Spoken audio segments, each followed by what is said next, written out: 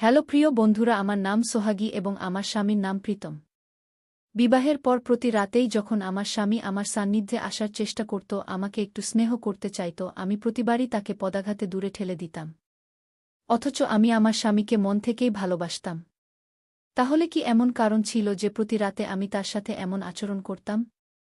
এই ঘটনার পেছনের সত্যটা জানতে পারলে আপনারাও নিশ্চয়ই অবাক হবেন। এই কাহিনীর মধ্যে দিয়ে আপনারা জানতে পারবেন আমার সাথে ঠিক কী ঘটত, যার ফলে আমি প্রতিদিন রাতে আমার স্বামীর সাথে এতটা নির্দয় ব্যবহার করতে বাধ্য হতাম। আসলে বিয়ের পর আমরা দুজন, অর্থাৎ আমি আর আমার স্বামী, আমার ভাসুরের বাড়িতেই থাকতে শুরু করেছিলাম। এরপর বিয়ের পর থেকে প্রতি রাতে যখনই আমার স্বামী আমাকে স্নেহ করার জন্য কাছে আসত, আমি হয় তাকে ধাক্কা দিয়ে ঘরের বাইরে পাঠিয়ে দিতাম, নয়তো সে আমার সান্নিধ্যে এলেই তাকে লাথি মেরে ঘর ছাড়া করতাম। এমনটা একেবারেই নয় যে আমি আমার স্বামীকে ভালোবাসতাম না বা তাকে আমার পছন্দ ছিল না। আমি আমার স্বামীকে সত্যি খুব ভালোবাসতাম। কিন্তু বিয়ের পর আমাদের প্রথম রাতে আমার ভাবি আমাদের ফুল সজ্জার জন্য স্বামীর ঘরটি খুব সুন্দর করে সাজিয়ে দিয়েছিল। এরপর ভাবি যখন আমাকে ধরে ঘরের ভেতরে নিয়ে এলো, আমি দেখলাম যে পুরো ঘরটা আর বিছানাটা ফুলে ফুলে কি চমৎকারভাবেই না সাজানো হয়েছে। এরপর ভাবি আমাকে বিছানায় বসিয়ে দিয়ে যেই ঘর থেকে বেরিয়ে যেতে উদ্যত হল, ঠিক তখনই আমি তার হাতটা চেপে ধরে বললাম, ভাবি, দয়া করে আমাকে একা ফেলে যেও না। আমি একজন অচেনা পুরুষের সাথে এভাবে রাত কাটাতে পারব না।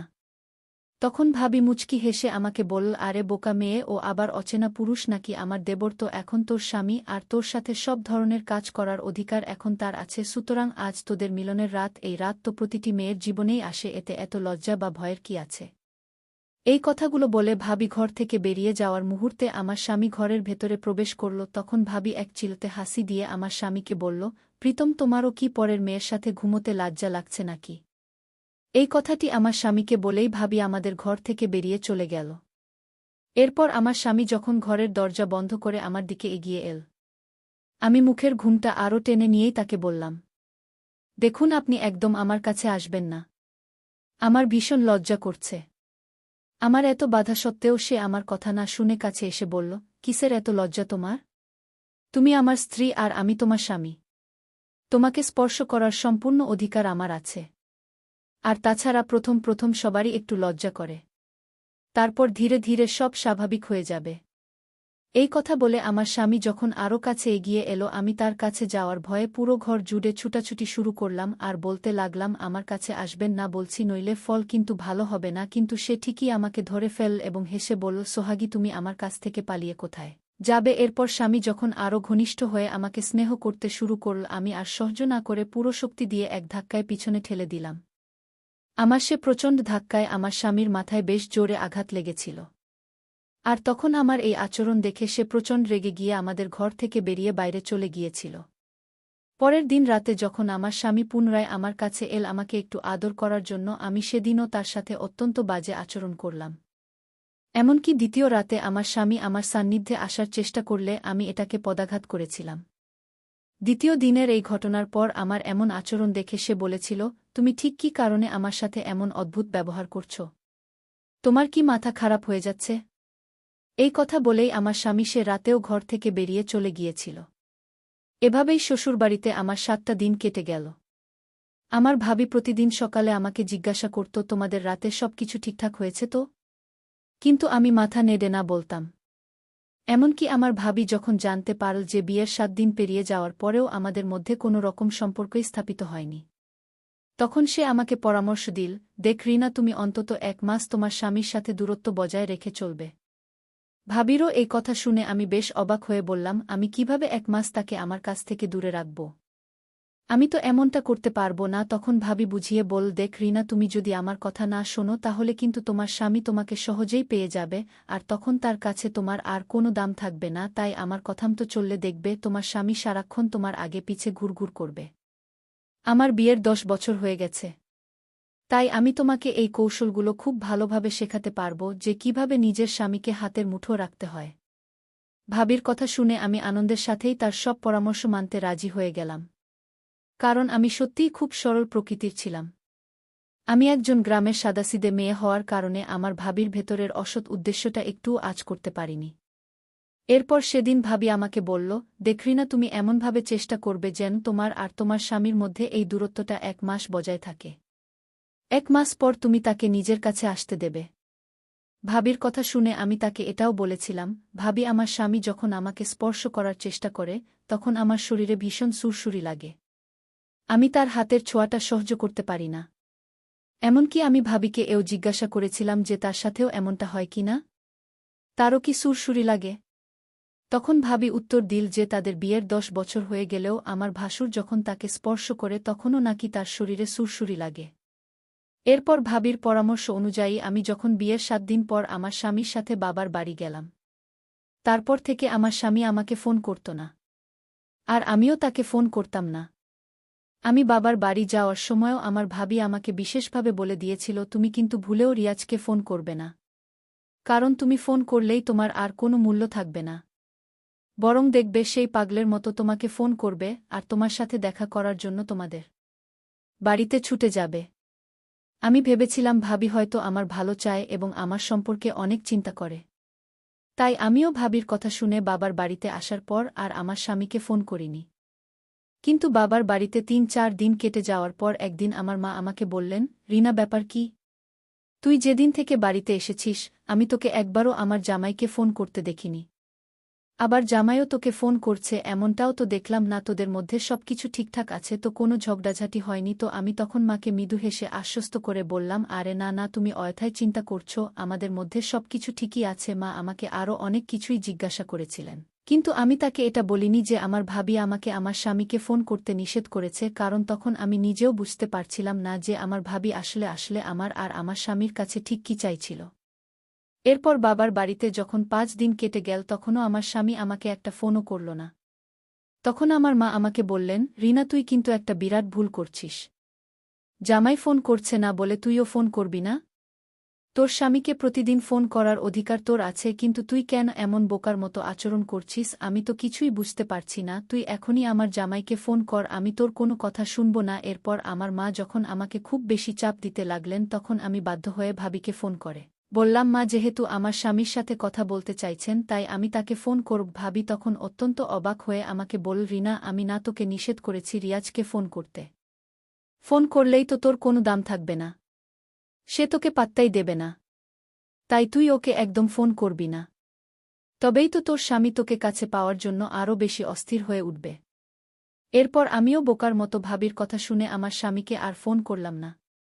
কিন্তু আমার মা আমাকে বললেন, এটা আবার কেমন কথা? তুই তোর স্বামীকে ফোন করতে গেলে তোর ভাবির অনুমতি নিতে হবে কেন? এখানে তোর ভাবি আসছে কোথা থেকে? আমি তো কিছুই বুঝতে পারছি না তোরা এসব কি করছিস। কিন্তু যাই হোক না কেন, তোর ভাবির উপর তোর এই অন্ধবিশ্বাস আমার একদম ভালো লাগছে না। তাই আমি তোকে সাবধান করে দিচ্ছি, তোর স্বামীর সাথে তুই কেমন আচরণ করবি, কখন কথা বলবি, এসব বিষয়ে তোর ভাবির কাছে অনুমতি চাওয়ার কি দরকার? আমার তো মনে হচ্ছে তোর ভাবির মতলব ভালো না। মায়ের কথা শুনে আমি তখন তাকে বললাম, মা তুমি একটু বেশি চিন্তা করছ। তুমি যেমনটা ভাবছ আমার ভাবি মোটেও তেমন নয়। ভাবি খুব ভালো একজন মানুষ। মা তখন বললেন, তুই কিন্তু তোদের দুজনের মাঝে তোর ভাবিকে এনে খুব বড় একটা ভুল করছিস। তাই আমার কথা শোন আর এখনই জামাইকে ফোন কর। আমি তখন মায়ের কথা শুনে অল্প অল্প বুঝতে পারছিলাম যে সম্ভবত আমি ভাবির উপর প্রয়োজনের চেয়ে অনেক বেশি নির্ভর করে ফেলেছি। তাই আমি বাবার বাড়িতে আসার 6 দিন পর মায়ের কথা উপলব্ধি করে আমার স্বামীকে ফোন করেছিলাম। কিন্তু আমার স্বামী আমার ফোন ধরলই না। এমনকি আমি টানা 2 দিন তাকে ফোন করেছিলাম, তারপরও আমার স্বামী আমার ফোন ধরেনি। আমার স্বামী যখন ফোন ধরল না তখন আমি ভাবিকে ফোন করলাম। কিন্তু আমার ভাবিও যখন আমার ফোনটা ধরল না তখন মায়ের কথার উপর আমার বিশ্বাস জন্মাতে শুরু করল। এবং মায়ের মতো আমার মনেও ভাবিকে নিয়ে সন্দেহ দানা বাঁধতে লাগল। টানা 3-4 দিন ফোন করার পরেও যখন আমার স্বামী ফোন ধরল না তখন মা আমার ফোন থেকে আমার ভাসুরকে ফোন করলেন এবং আমার আর আমার স্বামীর ব্যাপারে সবকিছু খুলে বললেন। মা বললেন, দেখো বাবা, তোমার ভাইয়ের সাথে আমার মেয়ের বিয়ে হয়েছে মাত্র কিছুদিন হলো, এর মধ্যেই তোমার ভাই আমার মেয়ের ফোন ধরছে না। আমার তো জামাইকে নিয়ে সন্দেহ হচ্ছে, কিন্তু আমার মেয়েটা তো সাদাসিধে, সে আমার কোনো কথাই বুঝতে চাইছে না। দেখো বাবা, আমি তোমাকে আজ একটা কথা বলতে চাই, জানি না তুমি কথাটা কিভাবে নিবে, তবে আমার মনে হচ্ছে তোমার স্ত্রী আর আমার জামাইয়ের মধ্যে হয়তো কোন ধরনের সম্পর্ক আছে। আর সেই কারণেই হয়তো তোমার স্ত্রী আমার মেয়েকে রিয়াজকে ফোন করতে বারণ করেছে। আমার ভাসুর তখন মায়ের সব কথা শোনার পর আমাকে আশ্বস্ত করে বললেন, শুনুন মা, আপনি বিলকুলও চিন্তা করবেন না। আপনি যখন আমাকে এতগুলো কথা বলেছেন তার মানে এর ভেতরে নিশ্চয়ই কিছু একটা রহস্য লুকিয়ে আছে। আর এটা আমি খুঁজে বের করবই। তাই আপনি একদম চিন্তা করবেন না, আপনার মেয়ের সংসার আমি কিছুতেই ভাঙতে দেব না। ওদিকে এই ঘটনাগুলোর পর আমার মনেও একটা গভীর চিন্তা বাসা বেঁধেছিল যে সত্যিই কি আমার স্বামী তার ভাবির সাথে কোনো অনুচিত সম্পর্কে জড়িয়ে পড়েছে, নাকি এসব কেবলই আমার আর আমার মায়ের ভুল ধারণা। এভাবেই আরও ২-৩টা দিন কেটে গেল। কিন্তু আমার স্বামী আমাকে পাল্টি ফোন করা তো দূরের কথা, আমার সাথে একবার দেখা করতেও আসেনি। ২-৩ দিন পর একদিন হঠাৎ রাত ১২টার দিকে আমার ভাসুর আমাদের বাড়িতে এলেন এবং কাঁদতে কাঁদতে আমার আর মায়ের সামনে হাত জোড়া করে বললেন, আমাকে আপনারা ক্ষমা করে দিন, কারণ আমাকে এই ভয়ঙ্কর সত্যটা আপনাদেরকে বলতেই হবে। আসলে মায়ের কথা শোনার পর আমার ভাসুর সেদিন রাতে লুকিয়ে আমার ভাবির ঘরের ভেতরে প্রবেশ করেছিলেন। এরপর তিনি যা দেখেছিলেন তা শুনলে আপনাদেরও পায়ের নিচের মাটি সরে যাবে। সত্যিটা হলো, আমার ভাবি আমার স্বামীর সাথে নিজের সম্পর্ক গড়ার জন্য আমাকে আমার স্বামীর কাছ থেকে দূরে সরিয়ে দিয়েছিল, আর আমার স্বামী যখন তার ভাবির কথা শুনে আমাকে বাবার বাড়িতে রেখে এসেছিল তারপর থেকে আমার ভাসুরের অনুপস্থিতিতে আমার ভাবি আমার স্বামীর সাথে দিনের পর দিন যখন তখন ঘনিষ্ঠ হতো। আসলে আমার ভাসুরকে তার ব্যবসার কাজে প্রায় সারাদিনই বাড়ির বাইরে থাকতে হতো, আর এই সুযোগটাই আমার ভাবি পুরোপুরি কাজে লাগিয়েছিল এবং সে নিজের কামনাবাসনা চরিতার্থ করার জন্য আমার স্বামীকে ব্যবহার করেছিল। আমার স্বামীকে তার সাথে ঘনিষ্ঠ হতে আমার ভাসুর নিজের চোখে দেখেছিল এবং তাদের দুজনকে চড় মেরে অনেক অপমান করে আমার কাছে এসে এই সমস্ত সত্যি কথাগুলো আমাকে বলেছিল। ভাসুরের মুখ থেকে সমস্ত সত্যটা শোনার পর আমি আমার স্বামীর মুখ থেকে সবটা জানতে চাইলাম। সে আমার সামনে মাথা নিচু করে দাঁড়িয়েছিল আর হাত জোট করে ক্ষমা চেয়ে বলছিল, রেনা, আমি আবেগের বশবর্তী হয়ে অনেক বড় একটা ভুল করে ফেলেছি। এরপর সে কান্নায় ভেঙে পড়ে আমার আর মায়ের পা ঝরে ক্ষমা চাইতে লাগল।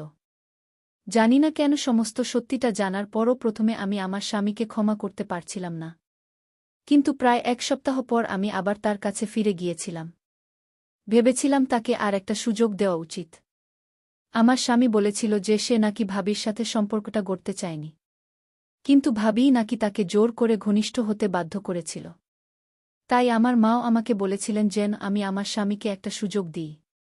এখন আমরা আর আমার ভাসুরার ভাবির বাড়িতে থাকি না। এখন আমরা দুজন একটা ভাড়া বাড়িতে থাকি। আর এখন আমি আমার স্বামীর সাথে অনেক সুখেই আছি, খুব ভালো আছি। এ কারণেই বলা হয় চোখ বন্ধ করে কোনো মানুষকে বিশ্বাস করতে নেই। আমি যেমনটা অন্ধের মতো আমার ভাবিকে বিশ্বাস করেছিলাম আর তার ফলস্বরূপ সে আমাকে ঠকিয়েছিল। এমনকি সে আমাকে যেমন আমার স্বামীর কাছ থেকে দূরে সরিয়েছিল ঠিক তেমনি আমার স্বামীকেও আমার কাছ থেকে দূরে রাখার জন্য আমার সম্পর্কে তাকে নানান ধরনের আজেবাজে কথা বলত, যেগুলো আমার স্বামী পরে আমাকে সব খুলে বলেছে। আজ সেই মহিলার পাশে আর কেউ নেই, কারণ আমার ভাসুর নাচি আমার ভাবিকে তালাক দিয়ে দিয়েছে। এ কারণেই বলে অন্যের ক্ষতি করলে নিজেরই ক্ষতি হয়। বন্ধুরা, আজকের কাহিনীটি এখানেই শেষ করছি। গল্পে কোনো ভুল ত্রুটি হয়ে থাকলে ক্ষমা করে দেবেন। কাহিনীটি ভালো লাগলে অবশ্যই লাইক, শেয়ার এবং সাবস্ক্রাইব করতে ভুলবেন না।